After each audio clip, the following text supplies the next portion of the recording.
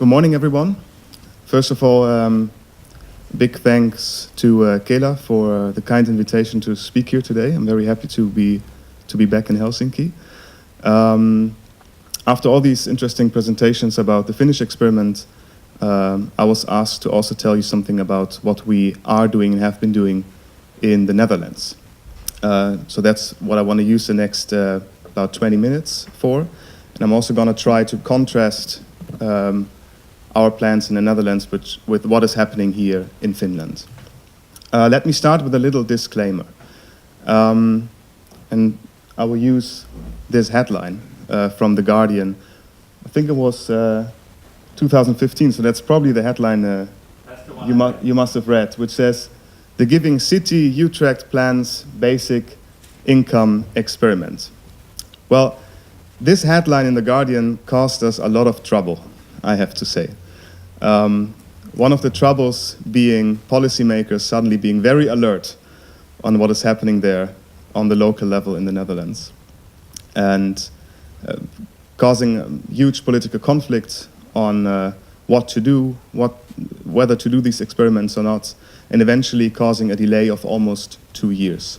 So instead of in 2015, most experiments started in the end of 2017.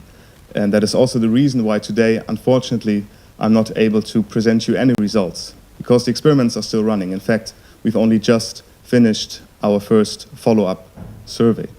So I hope next time I'm here, I will be able to present to you some results as well. So today is only going to be about the setup of the experiment, some political context, some policy context, some outlook, and then maybe afterwards some discussion. That's my outline for the talk. I'm going to start with a brief introduction, then focus a bit more on the experiments we're doing in the Netherlands, and then tell you where we are standing now and what the outlook is. Let me start with a policy context, because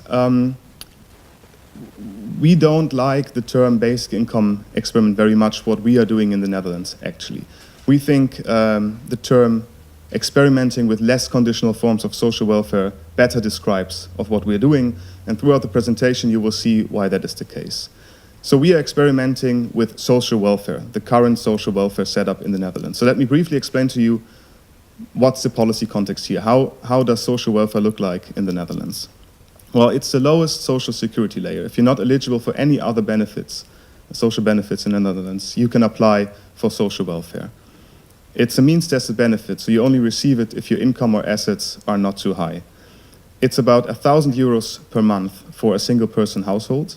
And to give you a kind of idea of what that means, that's 70% of the minimum wage in the Netherlands. Connected to the social welfare are, comparable to many other social security systems, compliance requirements, and sanctions. So if you receive social welfare, you have to prove that you are actively looking for work, that you follow trainings, that you go to meetings with your counselor, and if you don't do that, there's the possibility that you're sanctioned between 10 and 100% of your monthly benefit. And on top of the benefit, you can collect child housing and healthcare allowances. And a very important feature of the Dutch system is that it's decentralized. So the national government is establishing the legal framework of social welfare, but the local authorities, which is regional councils and municipalities, they are carrying out the scheme.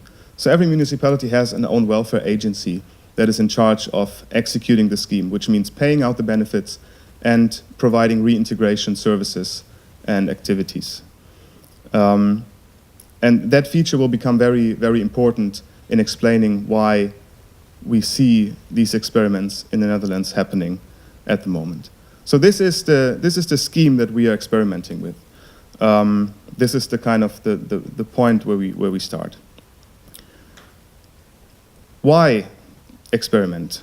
How does it come that now in the Netherlands we have 6 policy experiments with social welfare? Well, in January 2015, which is a few months before the headline you saw on the first slide, there was a welfare reform in the Netherlands, which is called the Participation Act. And that welfare reform was mostly a tightening of social security regulations. So that meant stricter enforcement, maybe to some extent comparable to what you've seen here in 2018 with the new active labor market policies. The reaction that was, not everyone was happy with that reform. There were many Dutch municipalities that were actually quite discontent with what had happened, because they were the ones who had to execute the scheme. And they said, for us, this means more bureaucracy and a more difficult situation to reintegrate people. And by the way, we are not always convinced that making the scheme more strict is actually helping, and that this is the right tool for us to reintegrate people and to help them participate in society. But this policy, this welfare reform also includes a new article, which is called the experimentation article. So that's an article in the law that says in order to improve welfare policies, you can start policy experiments. So many municipalities at this point saw this as a huge chance to change something about the way social welfare was carried out at that moment. And they were asking themselves, is there another way of providing social welfare? And by another way, we mean a scheme that is more simple and makes use of other incentives than punishing people and sanctioning people and making the scheme increasing compliance requirements. So this very much reminds me of what the Kela director said in her first presentation, looking for a scheme that is less bureaucratic and makes use of other types of incentives to motivate people. So that's kind of the reason why we see the surge of experiments in the Netherlands. Now, this created a movement of experimenting cities. Why cities? Because cities were the ones who had to execute the scheme and who were now making use of that policy experimentation article in the law. And whereas originally there were about 40 cities showing interest in a policy experiment, these 2 years of negotiations with the national government decreased that number of cities willing to experiment to about 6. Well, not about 6, but actually 6 cities. And you can see them on this map. City of Utrecht being one of them. I'm affiliated to the experiment there. But in total, we are a group of 6 experimenting cities in the Netherlands. And you can very much see from this that in contrast to what has happened here in Finland, this is very much a bottom-up initiative. Whereas here, the national government has decided to experiment. Here, those were local authorities. And that changes the setups of those experiments a bit, and also the problems, the disadvantages and advantages that come with it. Now, what are we actually doing? Let me zoom in on the experimental design a bit and on the evaluation. First, what are the theoretical inspirations? Why do we as researchers involved, and why do some of the policymakers involved, think that it's a good idea to experiment with less conditional forms of social welfare? And to motivate this from a theoretical point of view, we look at insights from behavioral science, and I'd like to point out 3 insights here that have motivated these experiments. The first one being recent research showing that scarcity and poverty stress negatively affects people's cognitive capabilities. The idea being that if you live under poverty and scarcity, this creates a tax on your cognitive abilities. And if you're then also facing a lot of compliance activities and requirements that you have to fulfill not to be sanctioned, this tax becomes even higher. So the idea is to better tailor the system towards the needs of these people. You have to get rid of things that have a tax on their cognitive ability, which might be compliance activities. Second, crowding out of intrinsic motivation, which means that if you're intrinsically motivated to do something like looking for a job, and then there's an institution trying to extrinsically force you to do that by saying if you have to do this, if you don't do this, you will receive a sanction, this might make your intrinsic motivation disappear. So the idea of making it less conditional was to strengthen people's intrinsic motivation. There was the idea that people want to find a job, that they want to be active, and that by getting rid of negative incentives, you might be able to strengthen their intrinsic motivation to do that kind of stuff. And the third insight relates to reciprocity. So that's the tendency of people, if you do something good to me, I will do something good to you back, I will give something good back. if you harm me, I want to harm you back. With the idea of if people are highly reciprocal, then if you only use negative incentives to motivate them, they might be much less inclined to be motivated. So those are kind of the theoretical ideas that have inspired these experiments and inspired experimenting with less conditional forms of social welfare. Now some fast facts. Well, all these 6 experiments are a collaboration of the city. They are the owners, so to say, of the experiments, and local universities who are in charge of scientific quality and evaluation of these experiments. All these experiments are randomized controlled trials, like the one here in Finland, with current social welfare recipients. So this, I think, is very much comparable. Here you've started experimenting with people who currently receive unemployment benefits. In our case, it's people who currently receive social welfare. These experiments take between 1.5 and 2 years, which is not long enough, I would say, unfortunately.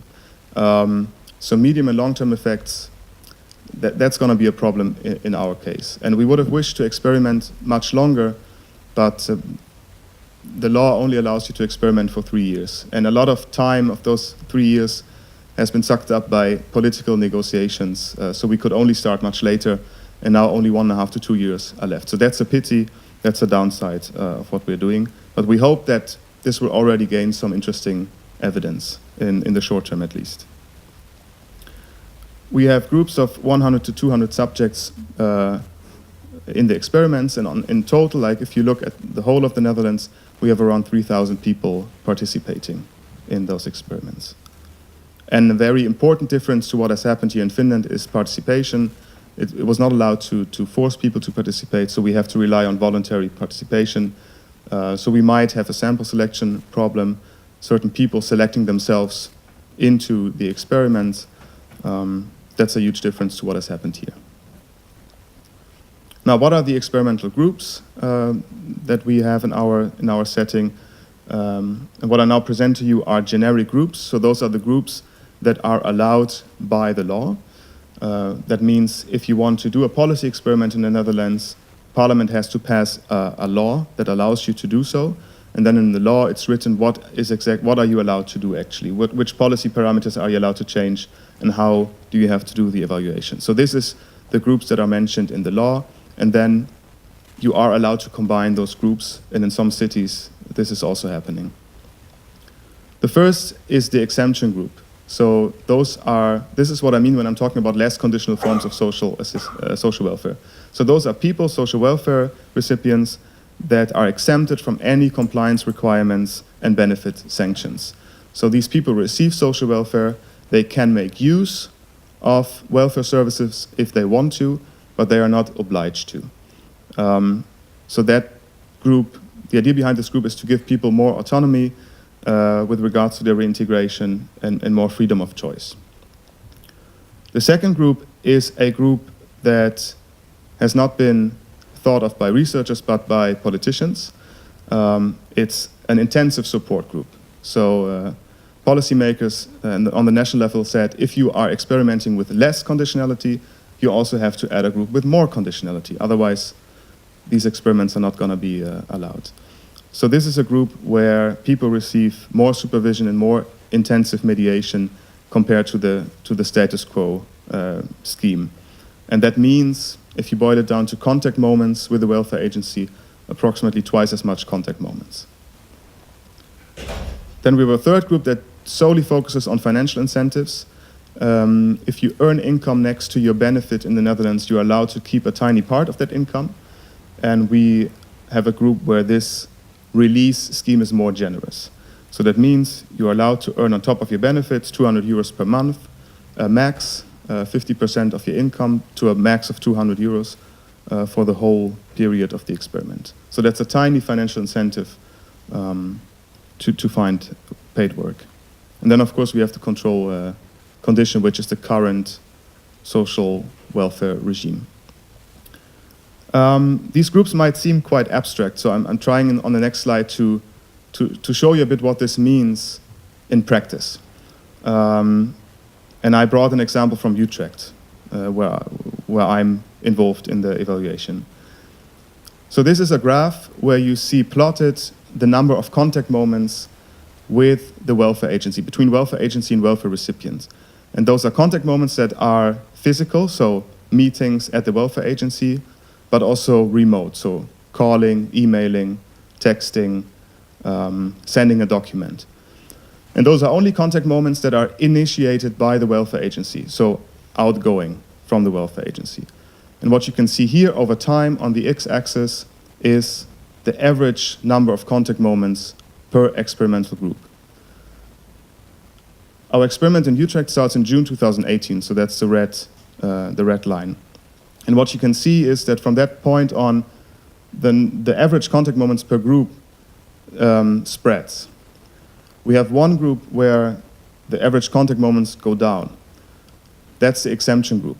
So that means that in this group, people are not actively approached anymore by the welfare agency because they are let loose, so to say. They are exempted from all these rules and obligations. So if they come with a problem, if they come with a question, that's of course possible, but they are not actively approached anymore.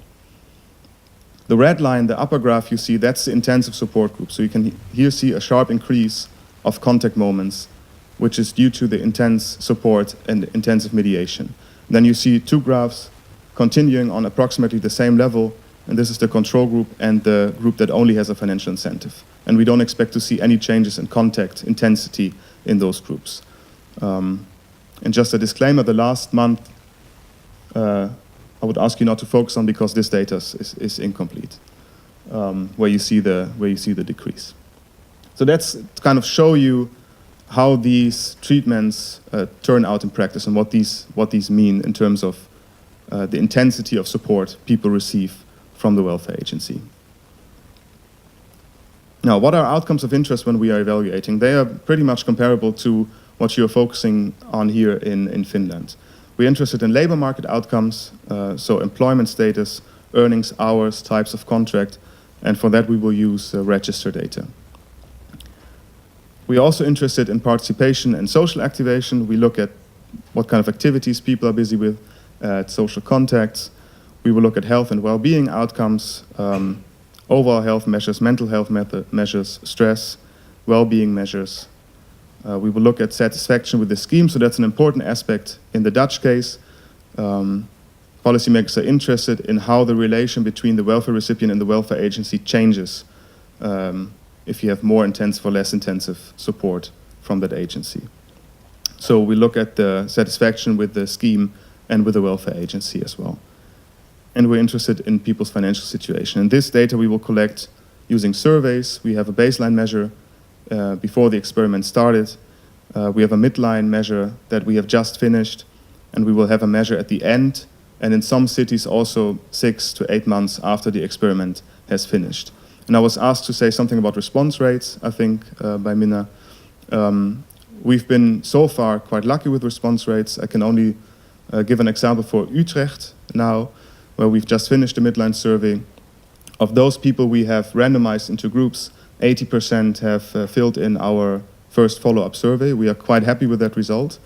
And you were asking what might be a reason. I don't have a complete answer to that, but I think what has helped in Utrecht is that we reminded people that soon there will be a survey. So we remind them a few weeks before with a postcard like saying, well, nice that you're still part of the research, and by the way, there will be a survey moment in 2 weeks. We've approached people through different ways, letters, emailing them, calling them, and going to their house and see if they are at home, and if not, leave a postcard in their mailbox. And we've provided them with different options to fill in the survey, so they could fill in online or have an interviewer come and visit them. And we think this might have contributed to the response rate, but I don't have a final answer on what helps and what doesn't. Because we also see differences between the cities, and I think one would have to look deeper into that question. Then, of course, these experiments are local experiments initiated by the cities, but we as researchers involved were very much from the first moment aiming for a comparison on the national level or an evaluation on the national level, because we think that's what's really interesting at the end. So we know that there are differences between the cities with regards to how they currently carry out social welfare. Some of them have decided to combine treatment groups. The starting of the experiment was a bit dependent on local politics and local project organizations. But we also achieved quite some harmonization between the cities. So we have the same target group taking part in the experiment. We use the same surveys, the same outcome measures. We operationalize outcomes in the same way. And we are working on a common evaluation strategy at the moment to do the same analysis on the local and on the national level. So that's what we are aiming for. Now some status quo and outlook. Well, I said already in the end of 2017 we started with a baseline survey and the official start of the experiments. Then we just finished the midline survey, which is in April 2019. We still have 6 months to go because October 1st this year all the experiments will finish at the same time, because then the law says you have to stop with your experiments, and then we will have the endline survey. And I would like to add that with regards to the presentation we've just seen, that we are also doing some qualitative field work in some of the cities, which is starting at the moment. So we are now next week starting to do in-depth interviews with people. And I found very interesting what you said about being worried about response rates and asking yourself if people want to share their stories. And we've also been quite overwhelmed with response rates. So in the Utrecht case, 30% of the sample reacted and said, I want to take part in an in-depth interview. So there seems to be an urge of sharing your experiences among people. So what's happening next? Well, as I said before, all experiments stop at the same point, 1st October this year. We expect to be able to provide first results by February next year. And then starting in February, we will work on the evaluation on the national level and the comparison between the different cities. And well, who knows, maybe then I will be able to show you actually some results of what we've been doing. Thank you very much for your attention.